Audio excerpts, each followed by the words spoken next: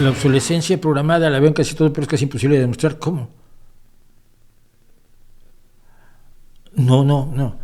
Si tú puedes demostrar legalmente que alguien usó unos materiales inadecuados para aquello que te está vendiendo, no lo compres.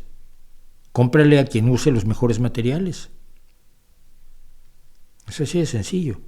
La obsolescencia programada no tiene nada que ver con eso. La obsolescencia programada es una teoría de la conspiración, como lo conté precisamente en el vídeo sobre obsolescencia programada. No es que no fallen los aparatos, no es que no tengan una vida útil determinada, es que artificialmente se provoca su fallo para vender más.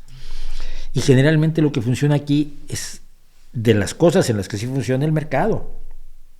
Si tú tienes a alguien que está vendiendo algo en malas condiciones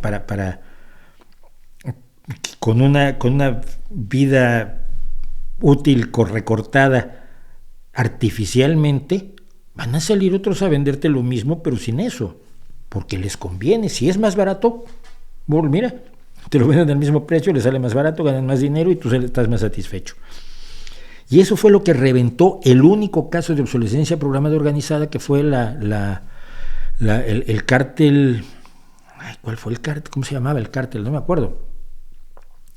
El cártel que se armó de las bombillas en los años 20. Y finalmente ese cártel fue destrozado porque se juntaron otros y se empezaron a hacer bombillas más baratas que duraban más tiempo.